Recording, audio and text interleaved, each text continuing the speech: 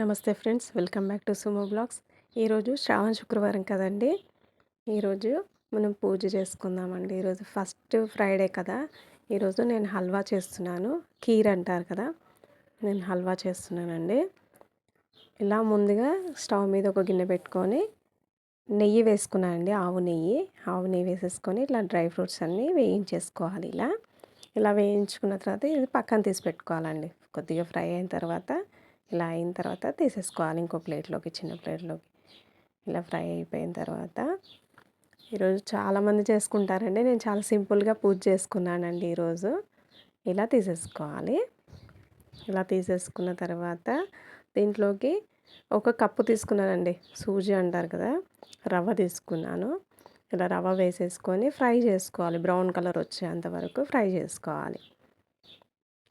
అంత మంచి వాసన, మంచి స్మెల్ వస్తుందండి ఇలా మంచి వేయించుకుంటే. దేవుడి కోసం, నివేదన కోసం చేస్తున్నాం కదా.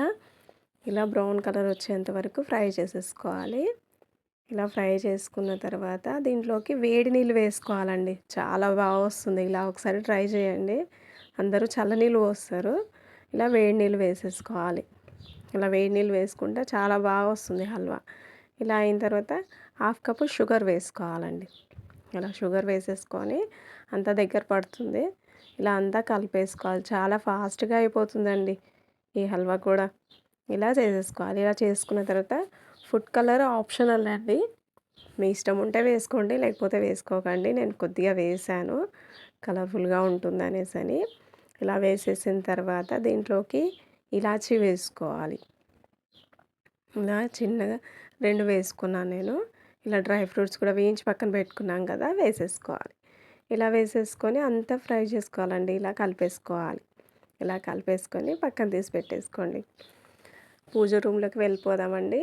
ఇలా నేను సింపుల్గా ఆల్రెడీ పూజ రూమ్ మొత్తం సర్దేసుకున్నానండి. ఇలా డెకరేషన్ చేసుకున్నాను సింపుల్గాను. ఇలా చేసేసుకొని దీపాలు వెలిగించేసుకోవాలి. ఇలా రెడీ చేసుకున్న తర్వాత దీపాలు పెట్టేసుకొని చిన్నగా పెట్టుకున్నానండి. మీకు నా పూజ గది నచ్చితే లైక్, షేర్ చేయండి. ఇలా పెట్టేసుకున్న తర్వాత దీపానికి కుంకుమ బొట్లు పెట్టుకోవాలండి. పసుపు, గంధము నివేదన చేయాలి. ఇలా పెట్టేసుకొని ఇలా పెట్టుకున్న తర్వాత కొద్దిగా అక్షంతలు కూడా వేసుకోవాలండి. ఇలా కుంకుమ పసుపు పెట్టిన తర్వాత అక్షంతలు కూడా వేసేసుకోవాలి. కొద్ది కొద్దిగా వేసేయాలి.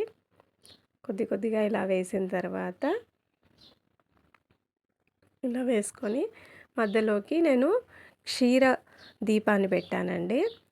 పాలు పోసి పెడతారు కదా, ఇలా పెట్టేశాను. అగరబత్తులు ధూపం చూయించేసాను. ఇలా చూయించేసి, అమ్మ నా తప్పులు ఏమైనా ఉంటే మన్నించు తల్లి అని ప్రార్థించాను. అలానే కుంకుమార్చన కూడా చేసుకున్నానండి ఈరోజు. ఫ్రైడే కదా, శ్రావణ శుక్రవారం లక్ష్మీదేవికి చాలా ప్రీతికరం కదా. ఇలా కుంకుమార్చన కూడా చేసేసుకున్నాను. కుంకుమార్చన చేసి ఇందాక మనం హల్వా చేసాం కదా, అమ్మవారికి నివేదన చేసేసాను. ఇలా హారతి ఇచ్చేసి నైవేద్యాన్ని సమర్పించేశానండి అమ్మవారికి. ఇలా నేను చాలా సింపుల్గా చేసుకున్నానండి. అందరూ చాలా పెద్దగా చేసుకుంటారు ఆర్భాటంగా, నేను చాలా సింపుల్గా చేసేసాను. ఈరోజు నా పూజ కానీ మీకు నచ్చితే లైక్, షేర్, సబ్స్క్రైబ్ చేయండి.